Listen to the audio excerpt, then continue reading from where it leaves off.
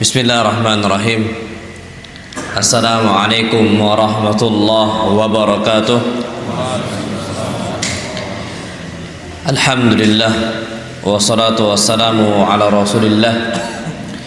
Hayyakumullah wa bayyakum wa saddadanillah wa iyyakum alal khairi wal huda ma hayyina wa as'aluhu bimannihi wa karamihi ay yaj'alani wa iyyakum min ahli al-ilm wal qur'ani tadabbura wa fikha. Innahu ala kulli syai'in qadir wa bil ijabati jadir. Taib, ayyuhal ikhwatul kiram, alhamdulillah, insyaallah subhanahu wa ta'ala kita di pagi ini ba'da subuh akan membahas tentang tema mulianya persaudaraan sesama muslim. Taib, kita perlu tahu Allah subhanahu wa ta'ala menjadikan kita itu bersaudara, bukan hanya berteman. Dan saudara pondasinya itu bukan nasab. Nah, kalau di kita, di adat kita, di kebiasaan kita dikatakan saudara itu kapan satu apa? Nasab. Yang seagama atau satu iman, itu bagi mereka cuma sekedar kawan. Padahal enggak. Pondasi aslinya persaudaraan atau ukhuwah itu adalah ukhuwah imaniyah, ukhuwah islamiyah. Persaudaraan ikatannya ikatan iman, ikatannya adalah Islam, dan ini jauh lebih tinggi. Makanya Allah subhanahu wa ta'ala menegaskan bahwasanya ikatan persaudaraan bagi orang-orang beriman adalah akidah. Dan Allah subhanahu wa ta'ala berfirman dalam surah Al-Hujurat ayat yang ke-10. Allah mengatakan innamal mu'minuna ikhwah. Sesungguhnya orang-orang yang beriman mereka ini adalah bersaudara.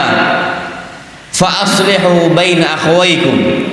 Maka jagalah ikatan persaudaraan sesama kalian. Di antara dua orang yang bersaudara, antara orang yang mukmin dengan orang mukmin itu dijaga kata Allah.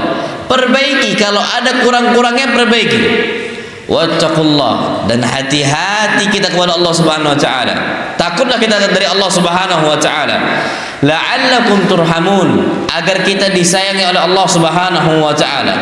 Perhatikan Pak di sini, ulama tafsir di antaranya adalah Al-Imam Al-Baghawi rahimahullah. Beliau mengatakan, menjelaskan, menafsirkan ayat tersebut dengan ucapan apa? Yakni fid dini wal hurmah. Yang namanya dikatakan saudara adalah saudara dalam urusan agama, wal hurmah, dan kehormatan.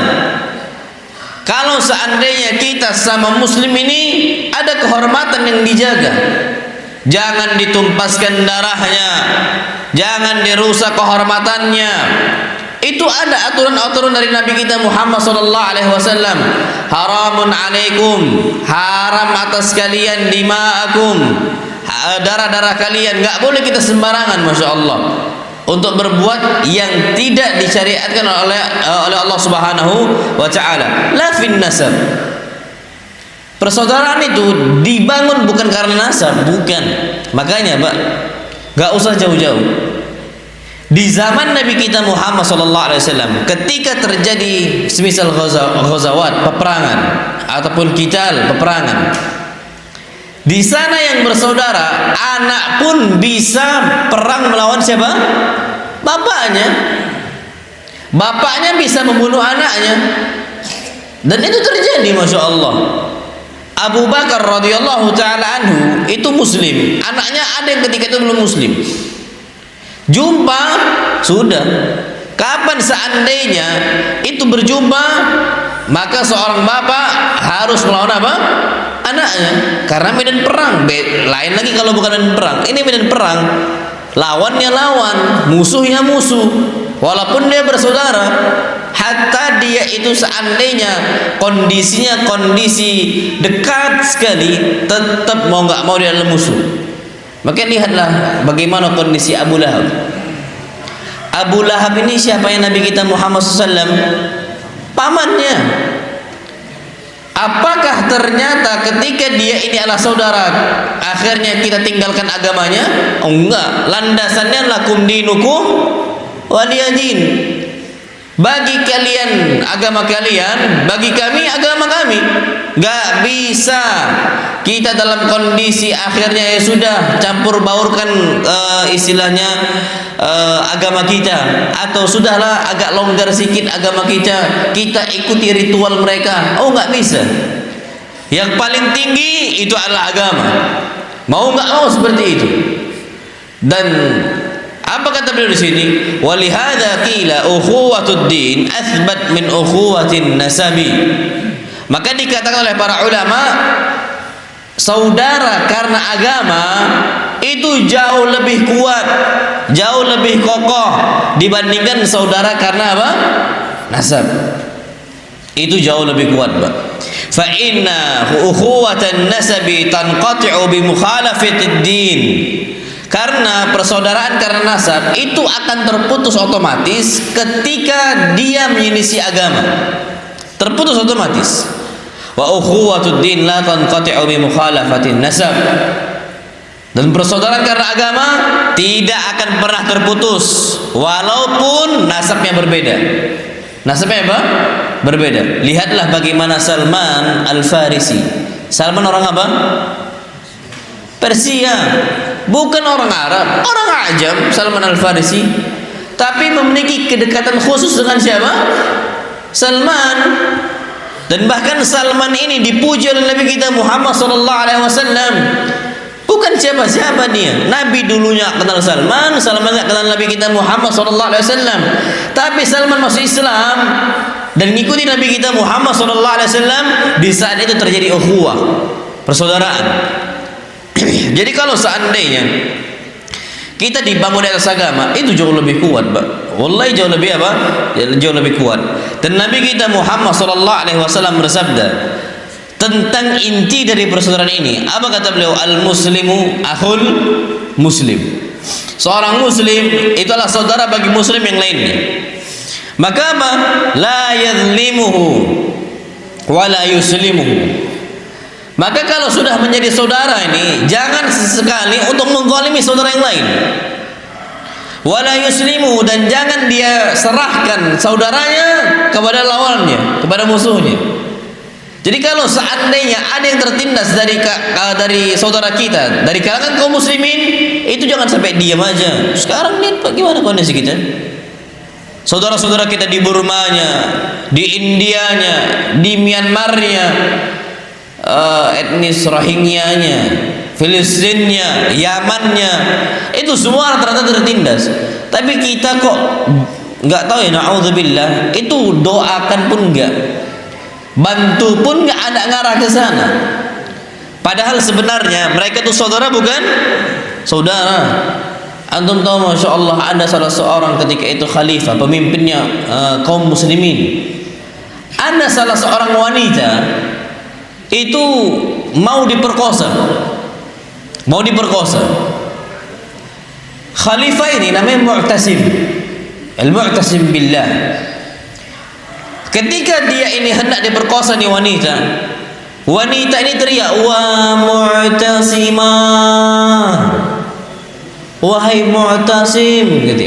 Dipanggil, wa Mu'tasimah, wahai Mu'tasim. Karena dia takut sudah kalau seandainya direnggut kehormatannya, iffahnya dihancurkan. Wanita mana yang ridho diambil apa? Kehormatannya. Maka dia teriak, wa Mu'tasimah. Terdengarlah ucapan wa Mu'tasimah, wa Mu'tasimah sampai ke siapa? Mu'tasim. Ternyata ada salah seorang wanita memanggil siapa? Mu'tasim. Dikirimkan langsung pasukan oleh Mu'tasim untuk menolong ini wanita. Dikirim langsung, nggak main-main di situ. Inilah kondisi saudara kalau seandainya sudah apa? Se-Islam, seagama. Dan Al-Imam Ibnu Taimiyah rahimahullah, beliau mengatakan, wa hadhil ukhuwah, dan persaudaraan Islam ini, hiya min a'zami ni'amillahi azza wa jalla, nikmat Allah yang paling besar, nikmat Allah yang paling tinggi itu ukhuwah. Naam sahih, Pak.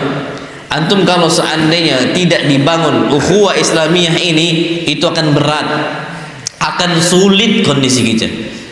Maka ketika kita mendapatkan saudara-saudara yang perhatian dengan kita, a'zamu ni'amillahi alaina, itu nikmat yang paling besar yang kita terima saat ini, maka harus apa? Dijaga. Taib, ayyuhal ikhwatul kiram, maka ada hak-hak yang harus kita jaga kalau seandainya kita tahu itu adalah saudara kita. Dan hak-hak ini itu sudah disabdakan oleh Nabi kita Muhammad sallallahu alaihi wasallam. Rasulullah sallallahu alaihi wasallam sudah merincikan hak tersebut. Disebutkan dalam sebuah hadis dari Abu Hurairah radhiyallahu anhu. Nabi kita Muhammad sallallahu alaihi wasallam bersabda, "Haqqul muslim 'alal muslimi sittun." Hak muslim yang wajib ditunaikan oleh muslim yang lain itu ada berapa? Sittun, 6. Qila wa ma hunna ya Rasulullah? Nabi kita Muhammad sallallahu alaihi wasallam ditanya, apa itu ya Rasulullah 6 tersebut? Rasulullah sallallahu alaihi wasallam mengatakan, idza laqitahu fasallim alaihi. Kalau engkau jumpa dengan seorang muslim yang lainnya, maka ucapkan apa? Salam. Biasakan Pak untuk mengucapkan salam. Nampak kita ini adalah orang muslim, saudara kita, ucapkan salam. Walaupun salam ini kita nggak kenal sama dia, tapi kita tahu dia saudara kita, ucapkan salam. Dan antum tahu tanda hari kiamat dan terjadi di kita saat ini. Masya Allah. Tanda hari apa? Kiamat. Apa kata Nabi kita Muhammad sallallahu alaihi wasallam? La yakunu salamu illa 'alal ma'rifah. Seseorang itu tidaklah mengucapkan salam kecuali kalau dia kenal sama orang tersebut. Kalau enggak akan diucapkan salam. Dia kalau saatnya kenal dia ucapkan salam. Kalau enggak. Terjadi enggak di kita? Terjadi. Iya Pak, antum berangkat ke pasar, antum jumpa di pasar, itu aslinya mereka muslim atau kafir? Mayoritas kita ini muslim atau kafir? Muslim, kecuali dia pakai salib, oke lah dia bukan muslim. Tapi kalau seandainya kita tak kenal dia, ini udahlah nggak ada tanda-tanda salibnya, pakai peci jenggot cingkrang pula, masih nggak mau salam. Kira-kira Pak kalau udah pakai peci ini muslim atau nggak muslim? Muslim lah. Tapi kita lewat aja. Kenapa? Nggak kenal. Nanti dikira SKSD, sok kenal sok dekat. Ini kan sekarang kita kayak gitu. Siapa dia? Kok sok kenal kali? Kita nggak tahu siapa dia. Jumpanya juga baru itu dan sebagainya. Akhirnya ini yang terjadi. Kalau Nabi kita Muhammad sallallahu alaihi wasallam, semua yang Nabi kenal dan yang enggak Nabi kenal, Nabi jumpa salam sallallahu alaihi wasallam. Itu kebiasaan Nabi kita Muhammad sallallahu alaihi wasallam. Dan bahkan Masya Allah, anak kecil nih Pak, Nabi sallallahu alaihi wasallam lewat, beliau ucapkan salam. Bahkan apa kata Anas bin Malik radhiyallahu ta'ala, dan ini harus dijaga loh Pak ya. Anas mengatakan, kana Rasulullah sallallahu alaihi wasallam idza marra bis-sibyani sallam alaihi. Nabi sallallahu alaihi wasallam kalau melewati anak-anak kecil, maka beliau yang mengucapkan salam. Aslinya Pak, yang duluan salam, yang muda ke tua atau tua yang ke muda? Muda yang ke tua.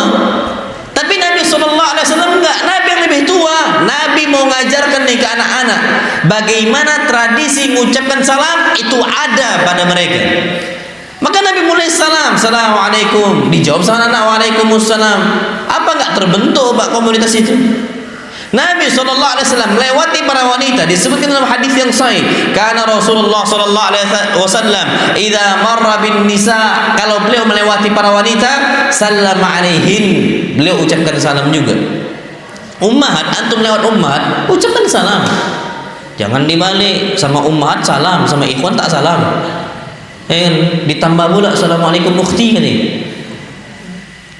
Itu yang harus kita perhatikan Pak, siapapun dia, mau laki-laki kah dia, mau perempuan kah dia, kita tahu ini dia saudara kita, salam, assalamualaikum, biasa Pak, biasa. Lewat antum bercadar semisal orang, ucapkan aja selama nggak ada fitnah. Nabi SAW seperti itu. Mereka rombongan ucapkan salam alaikum. Itu kan biasanya kan ada beberapa kalau kajian ada aja lewat semisal gerombol dari mereka. Biasakan Mbak, istilah itu bukan suatu hal yang masalah. Udah qatul basar assalamualaikum selesai. Dan ini kebiasaan yang harus ada. Kalau mau dijaga nih Mbak, ukhuwah, paling kuat caranya ya salam. Dan bahkan kata Nabi kita Muhammad sallallahu alaihi wasallam, beliau mengatakan la tadkhulunal jannata hatta tu'minu. Kalian itu tidak akan masuk ke dalam surga sampai sempurnanya iman kalian. Wala tu'minu hatta tahabu. Iman kalian tidak akan sempurna sampai kalian itu saling mencintai. Apa kata Nabi kita Muhammad sallallahu alaihi wasallam? Awala adullukum ala syai'in idza fa'altumuhu tahabbtum. Maukah aku kabarkan kepada kalian kalau kalian kerjakan hal ini kalian akan saling mencintai. Apa kata Nabi SAW? Afsus salama bainakum. Tebarkan salam sesama kalian. Makanya Pak, kalau biasa lah Pak, biasanya itu ada aja setan bermain di situ. Fulan bertengkar sama Fulan, selek. Atau Fulan sama Alan dan sebagainya. Itu biasanya sampai beberapa hari. Pak, kita ini laki, lanang, jantan, bukan betina, bukan perempuan. Kita ini Pak, kalau seandainya bertengkar nggak boleh sampai lebih dari 3 hari. Sudahi. Batas maksimal kita itu istilahnya mendiamkan saudara kita berapa hari? 3 hari. La yahillu li muslimin, nggak halal bagi seorang muslim an yahjura akhahu fawqa 3, untuk mendiamkan saudara yang lebih dari 3 hari.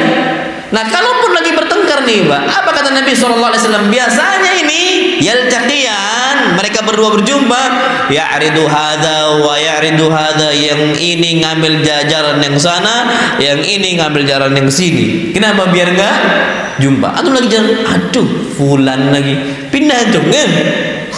Ini na'udzubillah, penyakit yang ada di hati kaum muslimin. Harusnya apa? Istilahnya bablaskan aja, teruskan aja. Apa kata Nabi kita sallallahu alaihi wasallam? Khairuhum alladzi bada'a bisalam. Yang paling baik dari 2 orang ini yang pertama kali mulai salam. Pak, untuk apa kita ego kali? Kita ini enggak akan selamat di akhirat sampai kita itu di dunia selamat juga hatinya. Apa Allah SWT berfirman dalam Al-Quran Al-Karim, illa man atallaha biqalbin salim. Yang selamat orang yang datang jumpa dengan Allah hatinya selamat. Kalau lagi bertengkar Pak, coba nggak usah ego. Ana ni ustaz, ana ni dai, ya harusnya dia mulai. Wa man nahnu min Rasulillah SAW. Siapa kita dibandingkan Nabi kita Muhammad sallallahu alaihi wasallam? Nabi pertama kali mulai kok, biasa. Dan ini kaidah Nabi kita Muhammad sallallahu alaihi wasallam. Kalau mau selamat di akhirat, jangan ada simpan al-ghish atau kezaliman di hati kita untuk kaum muslimin. Antum tahu ada salah seorang sahabat Nabi kita Muhammad sallallahu alaihi wasallam, Nabi lagi kajian kayak kita. Nabi lagi kajian. Tiba-tiba Nabi sallallahu alaihi wasallam di tengah-tengah kajian beliau mengatakan, "Yatla alaikum rajulun min ahli jannah." Akan muncul di hadapan kalian ini bentar lagi seseorang yang dijamin oleh Allah masuk surga. Fatala ar-rajul. Tiba-tiba muncul ini orang nih, Pak. Kajiannya telat. Datang dia habis wudu, air di jenggotnya itu masih apa? Masih bercucuran. Berarti baru wudu dia. Tapi telat kajian. Sambil nenteng sandalnya. Masuk dia ke masjid, duduk dia. Semua para sahabat lihat, oh Fulan dijamin masuk apa? Surga. Besoknya gitu lagi. Telat kajiannya, Mbak. Yang bagus nih telat kajian atau duluan kajian? Duluan lah. Ini telat kajiannya dia. Tapi Nabi SAW katakan, yatla alaikum rajulun min ahli jannah. Akan muncul dari kalian seseorang yang dijamin oleh Allah masuk surga. Fatala ar-rajul, orang yang sama dari kemarin muncul lagi. Sampai ketiga kali kayak gitu. Akhirnya ada salah seorang sahabat Nabi kita Muhammad sallallahu alaihi wasallam yang bernama Abdullah bin Amr bin Al-As. Itu penasaran, ini apa sih yang dia perbuat? Akhirnya dia bertamu, minta bermalam di rumahnya selama 3 malam. Dan batas seseorang itu bisa bertamu di rumah kawannya, di rumah saudaranya, itu berapa malam? 3 malam. Untuk istidhaf atau menjamu tamu itu 3 malam. Tapi bermalam 3 malam di situ. Ternyata apa kata Abdullah bin Amr bin Al-As ketika mau pulang? Dia mengatakan, aku nih minta untuk bermalam di rumah engkau wahai fulan, itu karena Nabi SAW mengatakan, ya telah alaikum rajulun min al-jannah, akan muncul di hadapan kalian itu seseorang yang dijamin oleh Allah masuk surga. Wala ra'aitu minka katsira siyamin wala salatin wala sadaqah. Tapi aku lihat engkau ini salatnya bukannya rajin salat malam, puasanya juga enggak puasa rajin puasa. Aku lihat engkau itu enggak puasa sunnah, dan sedekah kamu juga enggak banyak. Apa kata dia? Anahu, ya ginilah saya, ya inilah saya. Tapi kenapa Rasulullah SAW dijamin masuk, beliau katakan engkau dijamin masuk surga? Pulanglah Abdullah bin Amr bin Al-As. Ketika hendak pulang, dipanggil lagi Abdullah. Apa kata dia? Betul, inilah kondisi ibadah saya. Saya bukan orang yang puasa sunnahnya rajin, sholatnya itu sunnahnya rajin dan sebagainya rajin. Illa anni, kecuali saya di malam hari sebelum tidur saya nggak pernah nyimpan al-ghish, kecurangan, kezaliman, penindasan li ahadin minal muslimin, untuk seseorang dari kalangan kaum muslim. Benci pun tak ada, dia kata benci untuk sama muslim. Apa yang dia benci? Satu pun untuk kaum muslimin aku nggak benci dia. Apa kata Abdullah bin Amr bin Al-As? Hadzal ladzi la nutiquhu. Oh, itu yang kita nggak bisa, dan dia bisa. Makanya kalau seandainya Pak, kita ini seorang muslim, apalagi udah ngaji sunnah Nabi kita Muhammad SAW, dan kita menisbatkan diri kita kepada manhaj salafun salih, nggak kayak gitu prinsip kita bermuamalah. Bermuamalah kita sama-sama bersaudara, nggak simpan kebencian. Saudara kita semua saudara. Pun kalau mereka zalimin kita Pak, ada sebuah kaidah agar antum nggak sakit hati. Jadi muslim tuh jangan kebanyakan baper. Apa baper itu? Bawa perasaan, sikit-sikit sakit hati. Sakit hati sama fulan. Antum tahu Pak, orang hidup di muka bumi ini pasti digibain, pasti diomongin. Ada masa kita dibenci, ada. Tapi ada kaidah oleh para ulama, hidup itu namanya taghaful atau tajahul, pura-pura enggak tahu. Pura-pura kita itu enggak memperhatikan. Mau berapa orang hibahin kita, ngomongin kita Pak, biasakan untuk taghaful. Terserah mereka, enggak apa-apa mereka mau ngomongin apa, terserah. Antum jangan sakit hati Pak. Antum kalau seandainya sakit hati, mudah berkecil hati, percayalah sama anak, dakwah antum enggak akan jalan. Makanya Pak, kita bersyukur seorang nabi diutus bukan di Indonesia. Di mana? Di Mekah. Antum tahu orang hati Mekah ini tegarnya Masya Allah. Antum tengoklah berangkat umrah, orang-orang askar itu AABB, nggak bisa dibelokkan nih.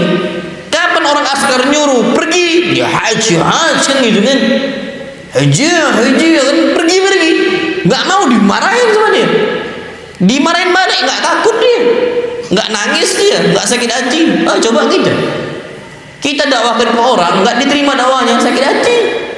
Makanya bersyukur Nabi itu nggak diutus di mana? Di Indonesia. Karena di kita nih sampai sekarang entah kenapa sering sekali bawa perasaan. Taghaful tajal nggak usah. Hatta kita tahu. Antum tahu antum digibahin tadi. Nah ini juga penyakit di kita nih. Suka kalian jadi tukang ngomporin orang itu paten kali ini ya.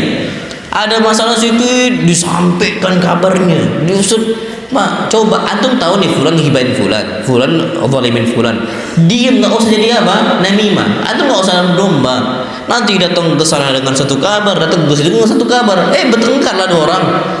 Coba dibiasakan Pak untuk tidak menjadi orang yang apa? Suka menukilkan kabar. Biasa taghaful. Orang yang digibahin taghaful, kita pun yang dengar fulan gibahin itu taghaful, sudah pura-pura apa? Enggak tahu. Ana yakin dakwah itu akan besar. Persaudaraan itu akan betul-betul dijaga oleh Allah Subhanahu wa taala. Dan ini yang disebutkan oleh para ulama. Jadi kalau seandainya antum dimasalahkan oleh orang, coba biasakan hati antum itu enggak tahu. Gini, Pak. Kadang-kadang kita merasa kalau kita dimusuhin, kita merasa dimusuhin sendiri. Oh, antum tengoklah ustadznya. Ustadznya itu dari barisan yang sama digibahin, dari barisan seberang pun digibahin. Di sana dibilang Wahabi lah, di barisan sendiri dibilang hubud dunia kadang-kadang, atau hubud tasaddur dan sebagainya. Itu ada aja omongan. Pak, nggak akan ada kalamun nasi la yantahi. Omongan manusia nggak akan apa? Selesai. Kapan dibilang Wahabi langsung nangis nggak mau dakwah? Kayak gitu dai. Enggak apa, tegar aja sudah. Allahumma ighfir lahum, ya Allah ampunkanlah mereka. Sudah selesai.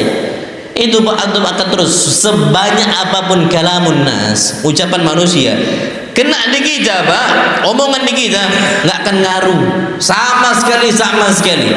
Itu namanya taghaful. Istri antum ini penting juga Pak. Istri antum kalau cerewet nggak usah ditanggepin, ya kan? Istri itu kadang-kadang lebih hebat daripada radio yang nyala 24 jam. Antum Pak, radio kan nggak antum sautin. Istri kita tuh nggak usah disautin. Antum disautin, jatuh wibawa kita. Orang gibahin kita, Pak, kita ladenin, jatuh wibawa kita. Pernah singa ngaum depan tikus?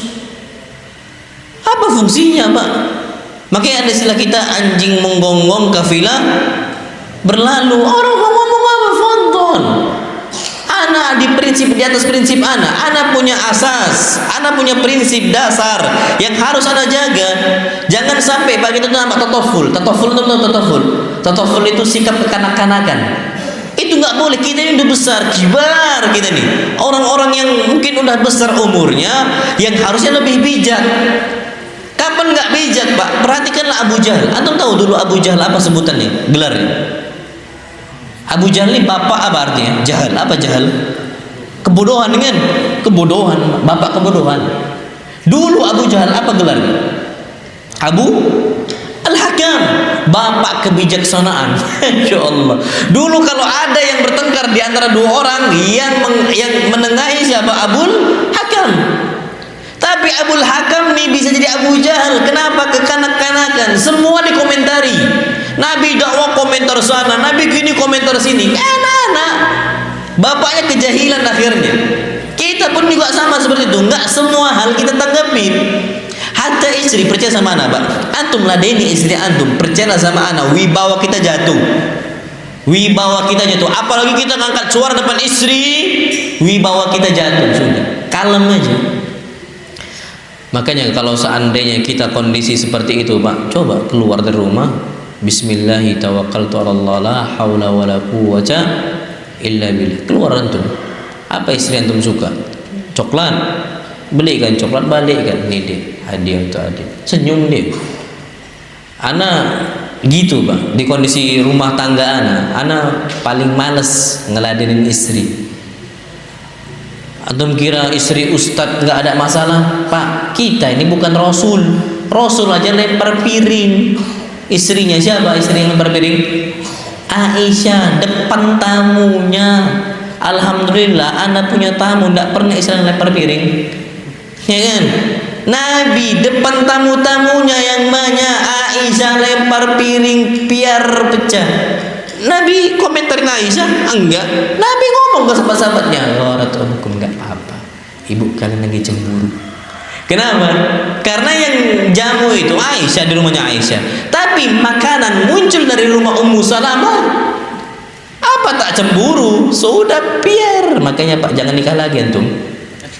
Kalau satu aja kita ribetnya, Masya Allah, apalagi dua. Apalagi dua, Pak. Lihat. Jangan sampai kita nikah lagi, perang piring itu pecah, ribut rumah tangga. Nabi piring pecah, ribut rumah tangga? Enggak. Nabi cuma komentar, gharat ummukum, enggak apa-apa. Ibu kalian lagi cemburu. Sudah. Oh, coba kalau kita istri lempar piring, kita ngobrol masih lama sama ikhwah. Antum pulang sekarang. Giliran anak dengan istri sekarang. Habis. Itu na'udzubillah terjadi, Pak. Nah, kalau seandainya kita taghaful, pura-pura nggak mau dia dilempar. Kadang-kadang kita merasa, Pak, kapan dilempar piring itu wibawanya jatuh kan?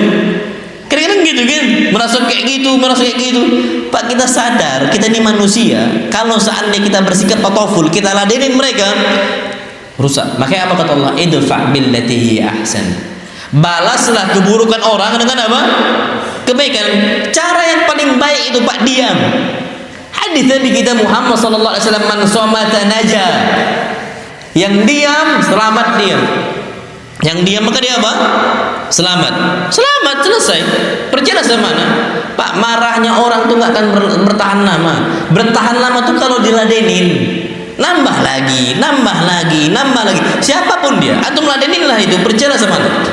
Akan terus berkelanjutan. Coba lihat orang-orang yang kalem, ikhwan-ikhwan kita bapak yang sudah tua yang kalem, yang nggak ada musuhnya. Kenapa nggak ada musuhnya dia? Dia nggak suka ngomongin orang. Dan dia nggak suka berbicara. Ada yang baru nggak suka bereaksi. Biasa aja dia. Biasa aja. Itu kenapa? Dianggap wibawanya. Dianggap apa? Kehormatannya itu tinggi di hadapan kaum muslimin. Maka dari itu kita perlu tahu kalau seandainya kita ini seseorang yang betul-betul memperhatikan agama Islam, kita harusnya itu mudah sambung ukhuwah dengan cara salam dan jangan simpan dendam untuk kaum muslimin. Itu yang pertama. Yang kedua, wa idza da'aka fa'ajibhu. Kalau kita diundang makan, penuhi undangannya. Pak, undangan di situ bukan cuma undangan walimah. Semua undangan, akhi afwan, antum bisa datang ke rumah anak mau jamu antum mau makan. Datangi Pak kalau kita luang. Jangan sampai beralasan. Kalau istilah kami itu kalau nolak undangan, itu sering sekali kami ngomong lagi ada gawean, lagi ada kerjaan, itu aja alasannya. Padahal nganggur, padahal nggak ngapa-ngapain. Ada istilah kami itu jadi lelucon, bahan lucu-lucuan. Orang kami itu suka kali kapan ini bilangnya lagi banyak gawean, lagi banyak kerjaan, padahal lagi apa? Nganggur. Kita nih sama muslim kapan diundang datangi. Selama yang undang orang yang baik, orang yang saleh, orang yang kapan kita berkumpul dengan dia nambah iman kita, penuhi undangannya. Apalagi undangannya undangan walimah, wajib undangan walimah. Dan antum tahu masya Allah, undangan walimah nih Pak, kalau seandainya antum nggak datang, nanti kan bertanya dia kenapa lah fulan nggak datang ya? Ada apa dia? Itu yang ditakutkan Pak. Apalagi walimah itu yang dicari ya makannya. SMP lah, selesai makan pulang, habis makan langsung apa? Pulang. Makanya walimah itu makannya di akhir, bukan di awal. Kalau di awal bahaya, di akhir dia makan datangi. Dan itu memang sunnah Nabi kita Muhammad sallallahu alaihi wasallam. Terus yang berikutnya yang harus kita jaga, wa idza sansaka fansahlahu. Nih kalau ada yang minta nasihat, nasihati. Jangan kita itu kalau nggak ada kebutuhan, gibain itu jangan. Antum tahu Syekh bin Bas ini kawan lawan disegani sama mereka. Lawan seganin beliau, kawan seganin beliau, Syekh bin Bas. Antum tahu Syekh bin Bas ini duduk kajian, yang datang itu Pak, jamaatut tabligh itu banyak yang datang. Antum tahu Pak Syekh bin Bas, beliau itu apa adanya berbicara tentang masalah A, kelompok B, kelompok C. Beliau kalau bicara tentang firaq akidah itu beliau tegas Pak, nggak ada A B gini sini enggak, A B B. Duduk mereka nggak ada benci sama Syekh bin Bas. Ada salah seorang syekh, murid beliau Syekh Shalih Al-Utsaimin rahimahullah. Beliau ditanya apa rahasia beliau ini memiliki banyak sekali pengikut dan bahkan disegani oleh dan Anda coba buka video YouTube kondisi jenazah Syekh bin Bas disolatkan, banyaknya masya Allah Pak. Sampai mereka ini sholat ghaib, yang nggak bisa mampu datang ke mana, ke Mekah, sholat apa? Ghaib. Itu jenazah beliau itu sampai jalan, saking fullnya orang tuh nggak digotong, dia Pak jalan kayak gitu Pak, saking banyaknya. Ini besar sekali yang perlu kita ketahui. Apa rahasianya? Apa kata beliau? Aku nggak pernah nyimpan dendam untuk kaum muslimin. Kapan dia perlu nasihat, aku datengin. Makanya Pak, setelah beliau meninggal, barulah terbongkar surat-surat beliau yang beliau kirimkan untuk mereka-mereka yang memiliki ada penyimpangan atau ada kesalahan dalam akidah, ada kesalahan dalam beragama. Hatta ke sufinya, orang-orang sufinya, beliau tuh rutin untuk nasihatin. Dan nggak ada yang tahu isi surat itu kecuali ketika beliau sudah apa? Meninggal. baru ketahuan semua surat-suratnya. Ini orang yang lurus, orang yang murni. Kalau kita yang nggak butuh untuk dibicarakan, kecuali yang betul-betul memang dibutuhkan. Contoh orang-orang yang suka berhutang tak mau bayar, boleh nggak kita gibahin?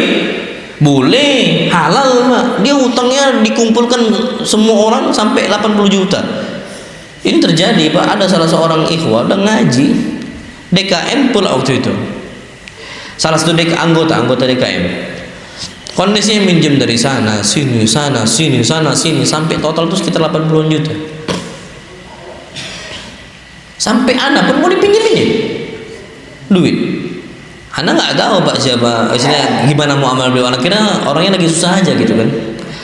Akhirnya anak nanya ke ketua DKM waktu itu, Afwan Pak, ini minjem duit apa lagi ada butuh gitu ya beliau. Oh jangan Ustaz, itu utangnya totalnya udah kami sidang kemarin 80 juta kan ya. Antum jangan kasih lagi. Nah itu boleh nggak kita digibain?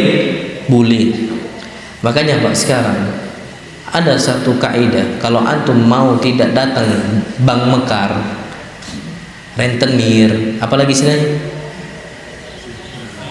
debt collector dan sebagainya yang masuk ke kampung-kampung itu ada Pak. Jadi sekarang ini kenapa masyarakat kita ini betul-betul risau? Karena saudara nggak mau bantu. Fulan butuh dana, nggak mau kasih apa? Pinjaman. Kadang-kadang bukan karena nggak mau bantu, bukan karena itu, tapi takut nggak dibayar. Akhirnya Pak, karena kita udah sultan duluan, dia yang betul-betul butuh dana, datangnya ke bank ribawi, naudzubillah, keplesetlah dia. Nah harusnya Pak kita bantu, nasihatin, bantu saja sudah. Terus kalau dia nggak mau bayar Pak, ada salah satu kampung, masya Allah. Jadi kampung ini Pak, orangnya semua rata mampu, insya Allah. Dan mereka ini awalnya adalah orang-orang yang nggak punya, orang-orang yang sulit. Tapi ternyata mereka ini bisa kondisi hajatnya selesai. Sebabnya apa? Kawannya memberikan pinjaman untuk yang membutuhkan, terus seperti itu. Dan tidak ada sama sekali bank mekar masuk di kampung tersebut. Kaget, ada salah satu ustadz, dosen kami cerita seperti itu. Ustadz nanya, "Loh Pak, gimana antum ini semua kok bisa sampai bank mekar nggak masuk? Biasanya antum apa nggak takut dia nggak bayar? Kan penyakit di kita tuh Pak, kalau seandainya sudah kasih pinjaman, yang lebih galak yang apa? Yang minjam. Bahkan cuma mengucapkan afwan, jazakumullah khairan gitu aja. Anak belum bisa bayar, padahal mampu dia udah apa? Bayar. Apa kata mereka? Oh kalau di sini Ustadz, kami itu memang betul nggak boleh bank mekar masuk. Kalau ada saudara kami yang membutuhkan dana, kami kasih pinjaman. Nggak mau bayar, kami sebut di mimbar Jumat, Fulan ibn Fulan. Jadi kami titipkan Ustadz, sampaikan ini nama, tolong nama ini disebut, hutangnya sekian kepada Fulan, harus dibayar. Disebut mimbar Jumat. Itu ghibah halal. Akhirnya betul Pak disebut, sampai yang membutuhkan akhirnya merasa, oh iya ini mau nggak mau saya harus bayar nih. Kalau dia nggak bisa bayar, memang kan dilihat sama mereka, oh memang nggak mampu, sudah nggak disampaikan. Tapi kalau dia mampu dan dia ternyata bisa untuk bayar, nggak mau bayar, disebut di mimbar. Nah, gitulah antum harusnya. Jadi betul-betul lurus Pak. Nah akhirnya kalau seandainya memang butuh, dia sampaikan apa adanya. Nasihatkah dia, hartakah dia, memang kalau dia memang butuh, seperti itulah kondisi apa? Sama muslim. Terus kemudian yang berikutnya, wa idza atasa fa minallah fashammithu. Kalau dia bersin, syaratnya Pak, dia mengucapkan alhamdulillah. Kalau enggak usah. Apa itu fashammithu? Kita ucapkan yarhamukallah. Syaratnya fa minallah. Dia harus mengucapkan alhamdulillah. Jadi kalau dia bersin, jangan langsung mengucapkan yarhamukallah, jangan. Sampai dia mengucapkan alhamdulillah. Kecuali antum ajarkan, akhi, alhamdulillah. Oh iya lupa, alhamdulillah. Baru antum bilang yarhamukallah. Kita ini salah Pak. Setiap orang yang bersin langsung bilang apa? Yarhamukallah. Ini enggak kayak gitu. Dia harus muji Allah dulu, baru kita ucapkan yarhamukallah. Wa idza marida fa'atuhu, kalau dia sakit maka kunjungi Pak. Ada beberapa sakit yang nggak perlu dikunjungi, itu ada sebagian para ulama. Tapi pada umumnya yang sakit dia demam kunjungi. Ada beberapa sakit yang nggak dikunjungi itu sakit mata. Sebagian ulama mengatakan sakit mata itu nggak usah dikunjungi. Wallah alam, anda nggak tahu kenapa hikmahnya. Mungkin bisa jadi takut tertular atau apa. Sakit gigi itu nggak usah dikunjungi, stres dia nanti. Dan itu disebutkan dalam kitab para ulama. Sakit gigi, Pak, aduh datang lagi fulan, jangan datang. Kecuali antum datang bawa yang merah-merah 100.000 itu, seneng deh, gitu kan. Kalau cuman berkunjung gitu kan, memang sunnahnya Allah alam, bukan sunnah itu kata para ulama saja. Para ulama, ucapan para ulama, sakit mata itu jangan langsung dikunjungi. Terus termasuk sakit gigi. Mungkin karena biasanya sakit gigi itu kan betul-betul betul sakit kan gitu kan. Kadang-kadang orang ngomong aja salah, serba salah semua kadang-kadang. Karena kenapa? Kena psikisnya, kejiwaan itu kena gara-gara sakit gigi. Terakhir, wa idza mata fattabi'hu. Kalau meninggal saudara kita, maka ikuti jenazah sampai terakhir. Tapi makanya seseorang kapan sudah bersaudara dengan muslim yang lainnya, apapun hajatnya penuhi. Anak, Pak, masya Allah, enggak sekali dua kali ikhwan itu datang ke anak itu tengah malam. Bahkan ada salah satu ikhwan itu datang ke anak ke rumah tuh sekitar jam 11. Datang ke rumah anak, Ustaz, anak minta tolong Ustaz, anak mau ke rumah antum katanya. Ada apa, akhi? Ada Ustaz, anak mau cerita sama antum. Datanglah, Pak, masya Allah, ke rumah anak itu jam 11. Ustaz, anda nggak mau cerita di sini, kita cerita di mobil deh, cerita di mobil. So panjang jalan tuh Pak, nangis. Rupanya apa? Tengkar sama istrinya. Butuh anak jam 11 malam sampai nangis. Anak bilang, antum jangan nangis. Anak bilang, kenapa antum nangis? Ya Ustaz, istri anak kok gini banget. Antum bilang istri antum gini banget. Antum nggak lihat kondisi istri para ustaz. Antum nggak tahu kondisi istri ikhwan yang lain, sama aja. Mereka nggak nangis, antum nangis. Mereka tak cerita, antum cerita. Anak bilang, sebenarnya sama kita, sama. Antum punya istri yang lagi ada masalah, anak pun juga punya istri yang kadang-kadang juga ada masalah. Nggak ada bedanya. Kan terjadi kan? Ada seseorang, masya Allah, datang ke rumah Umar ibn Khattab radhiyallahu taala anhu, mau ngadu tentang istrinya. Pas nyampe depan rumah lah sama, istrinya juga ngangkat suara di depan siapa? Umar. Oh, ana sami mawon, balik lagi sama baik kan gitu kan, sama aja rupanya. Anda bilang antum nggak usah seperti itu, biasa aja. Solusinya mana sampaikan togoful? Enggak Ustaz, udah bungkus baju di koper katanya. Terus kenapa kalau udah bungkus baju di koper? Tagoful aja, pura-pura nggak tahu. Balik dia tuh ke rumah antum. Balik. Antum tahan dah. Kalau dia mau bungkus koper dan sebagainya, antum tahan. Nggak tahan ya sudah. Paling pulang ke rumah mertuanya. Balik nanti ke rumah antum itu. Betul, Pak. Cuma depan rumah aja. Habis itu balik lagi dia. Masuk ke dalam. Antum gitu kan, berarti kan. Balik nggak dia? Pergi nggak dia? Enggak. Pergi pakai apa, Pak? Naik motor aja nggak bisa kadang-kadang. Kan gitu, bawa koper lagi, punya anak, enggak Pak. Jadi kadang-kadang kita tuh udah pendek akal aja.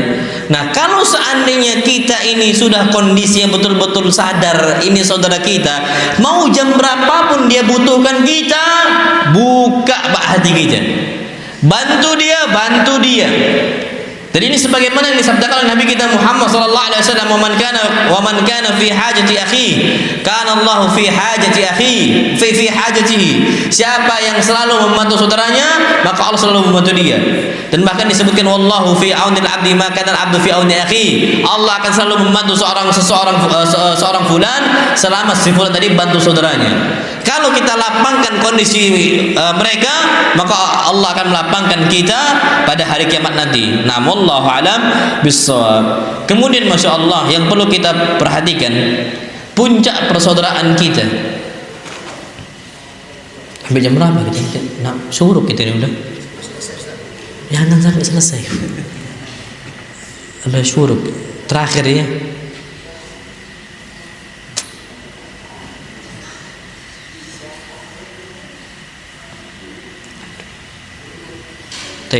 Terakhir nih Pak. Puncak persaudaraan itu saling mencintai karena Allah. Maksudnya gini, Pak. Ana dulu punya kawan. Ya, ikhwan kajian. Antum tahu, Pak? Coba biasakan antum tuh hidup jangan gak enakan. Ini penyakit begija. Anda pernah sampaikan juga kemarin, as-sarahatu raha. Dalam berteman juga sama. Antum ada landasan, Pak. Puncak persaudaraan itu, kita ini saling mencintai karena Allah, berkumpul karena Allah, berpisah karena Allah. Maksudnya gimana?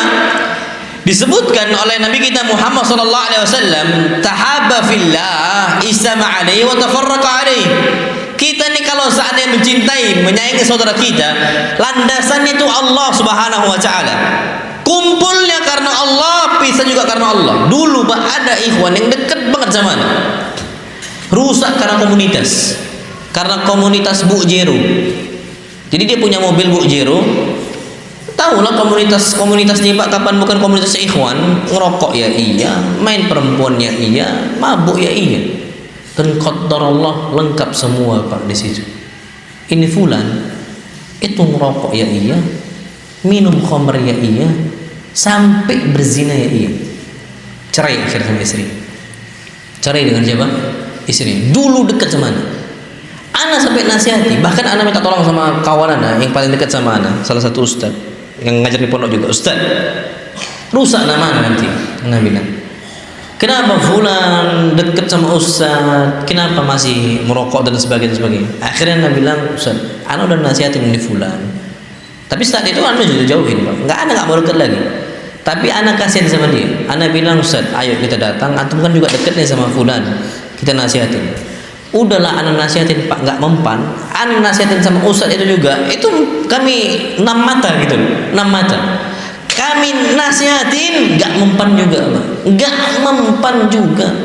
Ana sampai saat katakan, mulai sekarang, kalaupun antum nggak nerima, nggak ada masalah. Antum jumpa sama Ana jumpa sama antum, Ana tetap ucapkan salam untuk antum. Tapi Ana nggak akan bisa untuk dekat sama antum. Ana nggak bisa, Ana jauh. Ana nggak pernah gak enakan, Pak.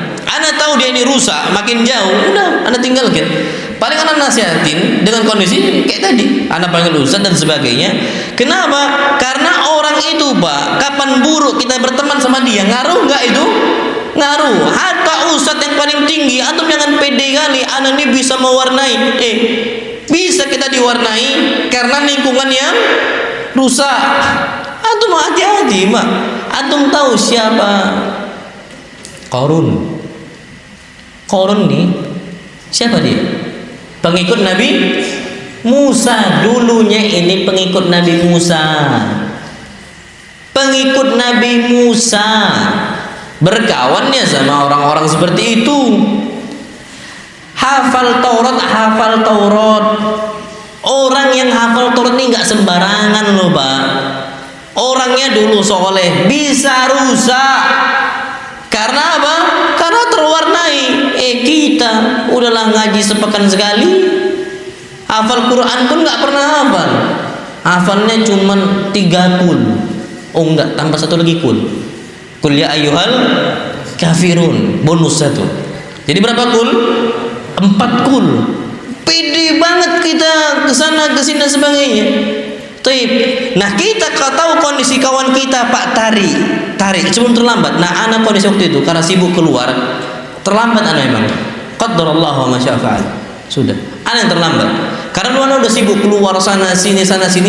Akhirnya jarang dijumpa sama fulan. Dan anak tahunya itu udah lama.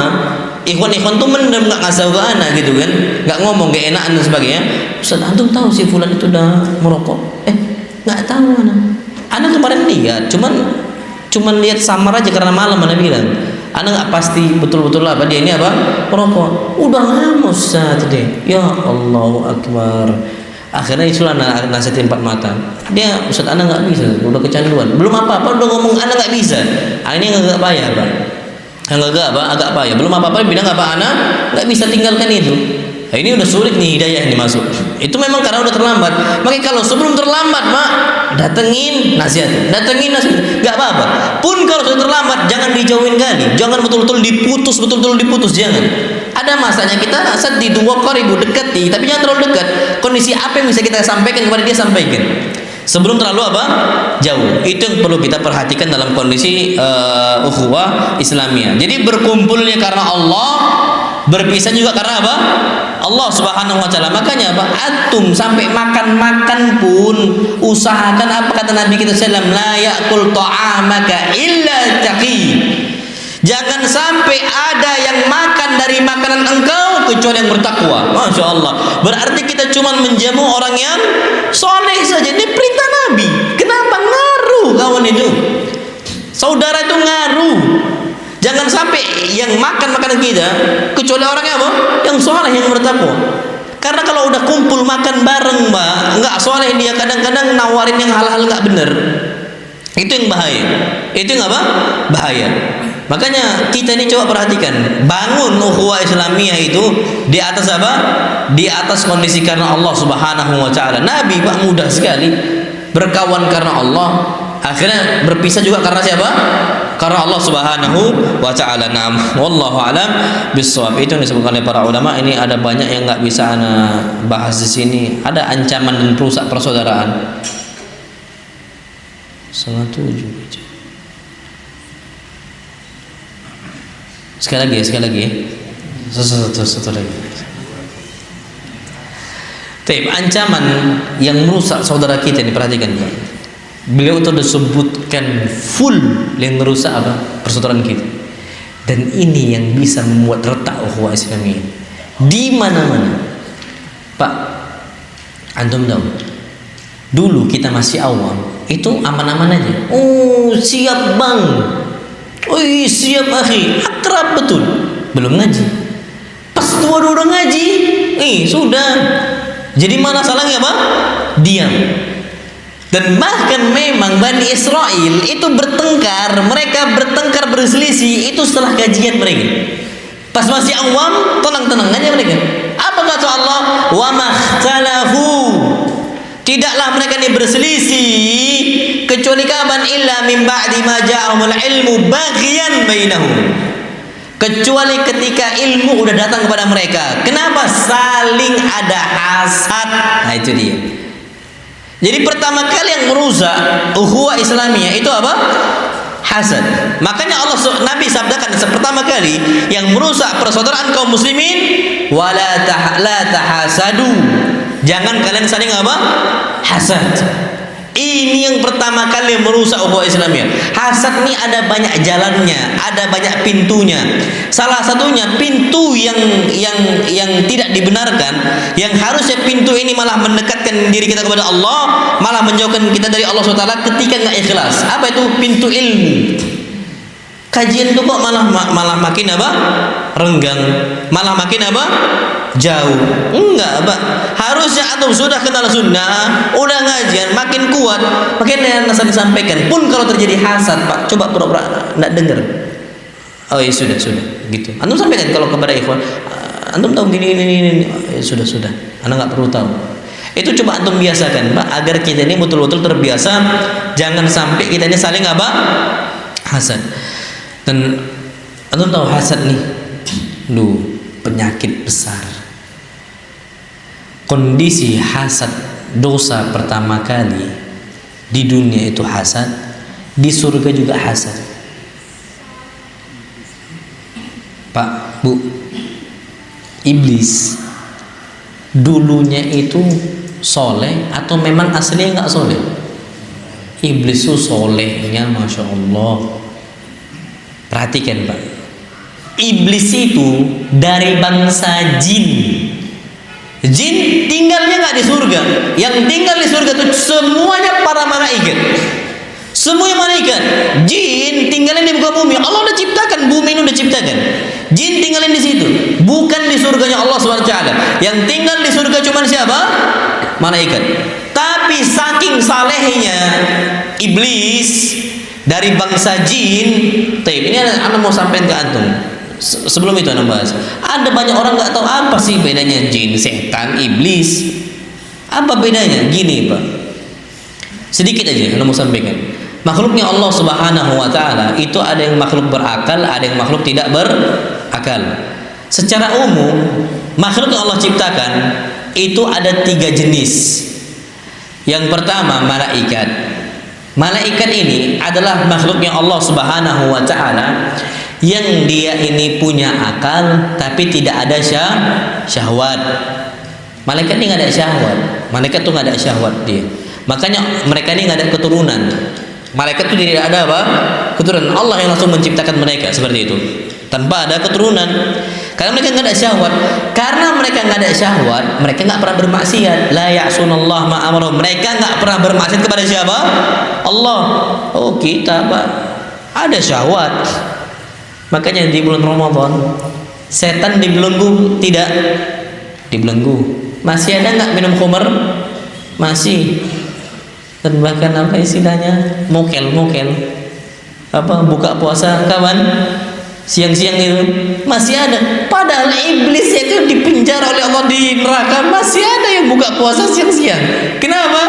Karena masih ada hawa nafsu. Nah malaikat nih yang jenis pertama tuh malaikat, dia nih ada akal tapi tidak ada apa? Hawa nafsu, nggak pernah bermaksud kepada Allah. Nah kemudian yang kedua, yang Allah jadikan ada akal dan juga ada hawa nafsu. Siapa dia? Jin dan manusia.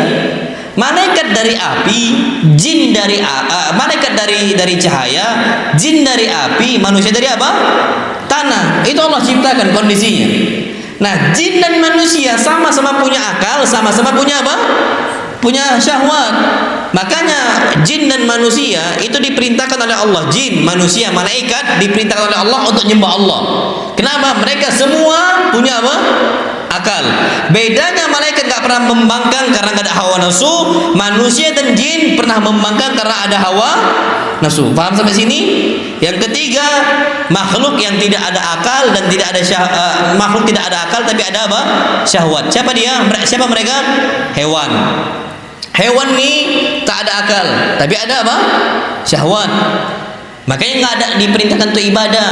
Makanya antum nggak usah ngajarkan burung beo assalamualaikum, nggak berpahala dia. Nggak perlu diajarkan itu burung beo itu apa? Assalamualaikum, nggak usah. Maksudnya nggak usah, maksudnya ya be aja, takutnya stres pula dia diajarkan kayak gitu. Anda nggak tahu burung beo stres nggak diajarkan kayak gitu. Cuman kalau dipaksakan suatu hal yang dia nggak bisa, nggak usah. Nah hewan itu nggak ada akalnya, tapi ada apa? Syahwat. Makanya antum Pak zalim, antum melihara burung satu sangkar satu. Pak, antum coba dijadikan jomblo seumur hidup, apa rasanya Pak?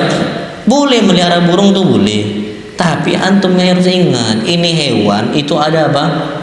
Syahwat. Kasih Pak lawan jenisnya, jantan atau melihara, kasih apa? Betinanya. Zalim antum Pak, zalim.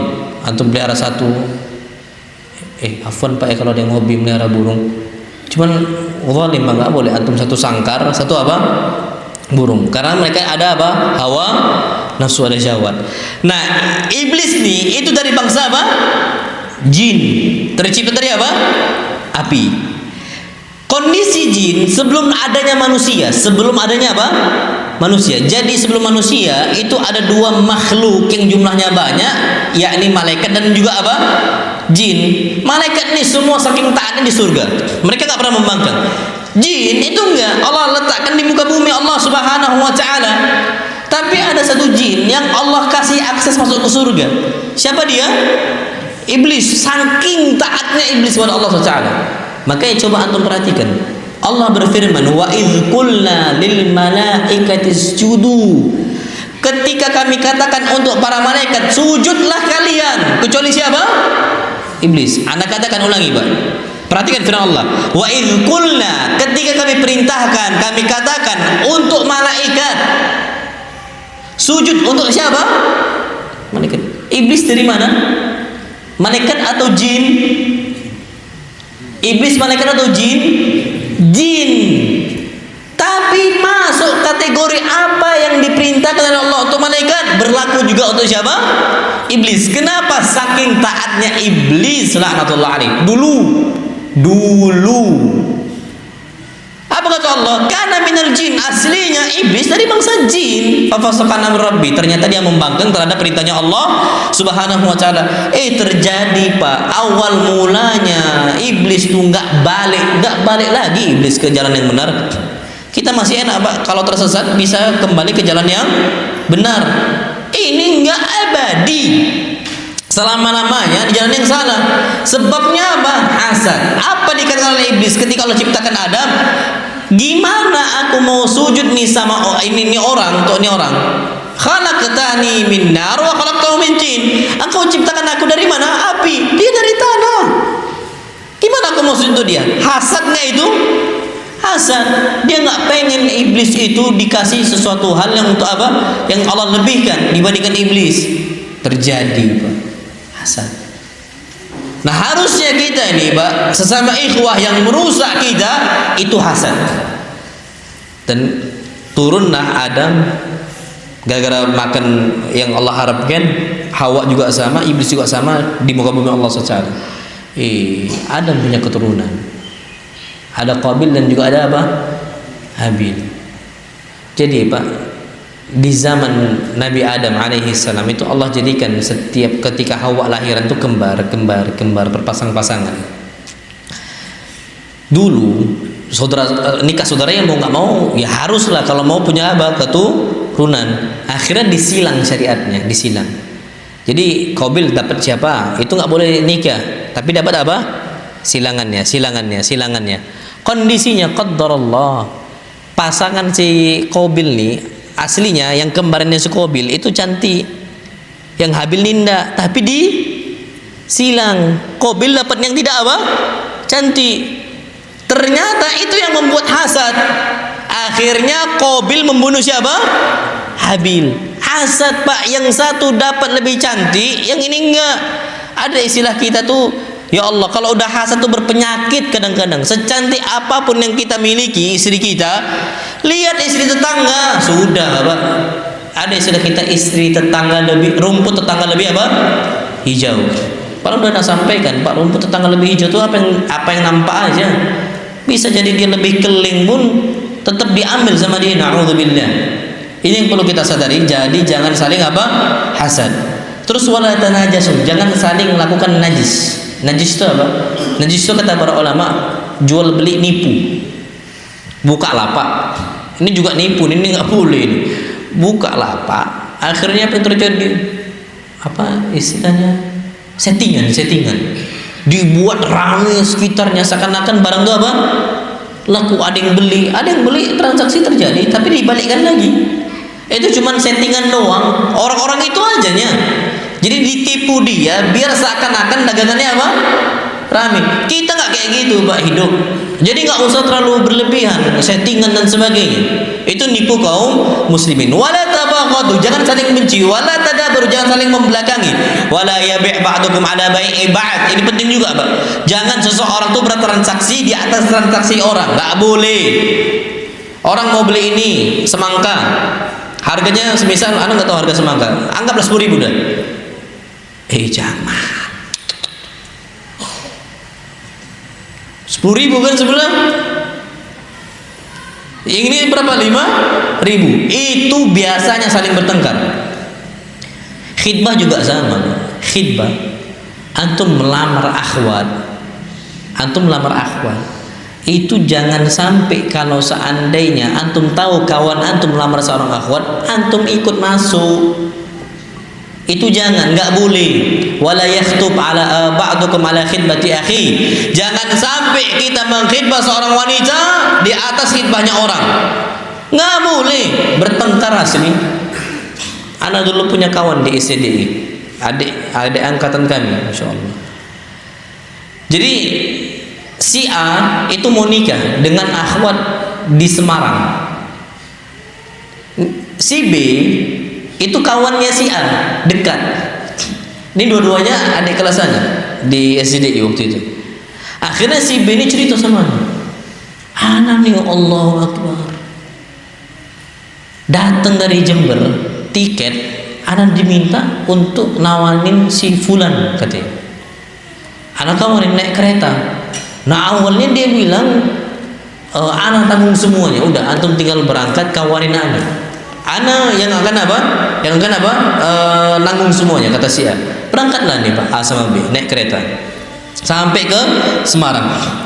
Sampai di rumah si akhwat ini Pak, biasa yang mau khidbah itu canggung, dium aja. Kawannya si B karena dia nggak ada beban apapun, lancar ngomongnya. Akhirnya apa? Disampaikanlah kepada si B, gimana Pak, anak bapak siap untuk nikah? Oh siap kalau sama masnya katanya. Bukan sama yang itu. Oh bukan saya Pak, ini yang memang mau khidbah. Pak, biasanya orang Jawa itu kan nggak kayak gitu. Biasanya nggak terus terang. Ini terus terang, sama masnya aja lah katanya. Antum tahu Pak, pulang apa kata si A? B katanya. Antum pulang, ana nggak mau nanggung tiket antum pulang. Nelpon ente ada fulus gak? Ada, kenapa? Ada di Semarang ini, ana nggak bisa pulang, ana nggak ada duit gitu dia. Loh, kenapa? Iya marah dia sama ana diminta sama dia untuk nemenin nemenin dia untuk khidbah akhwat. Ana datang, qadarullah wa syafa'al, ini keluarga malah condongnya ke ana nggak tahu apa-apa kata dia. Ana wallah ana pinjam fulus dari ente, bisa nggak? Ya Allah, ana bilang itu Pak, padahal dia itu cuman nggak ada, dia nggak menghidbah nih akhwat, memang untuk mencairkan suasana. Makanya saran Pak, kalau ada yang antum mau nikah, jangan bawa sesama lajang, habis antum. Bawa ustad yang pasti aja. Oh sungkan sama ustad, nggak usah sungkan. Kalau antum bawa sama lajang, antum di situ nanti saling saling berseteru lah. Kecuali antum dapat izin. Kalau dapat izin oke lah. Ayo kita bersaing sehat. Siapa yang menang di antara kita? Oh boleh.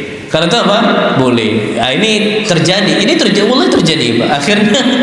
Akhirnya sudah ana pinjemin fulus waktu itu beli tiket. Sebenarnya enggak mahasiswa Pak. Tahu lah akhir bulan kayak mana.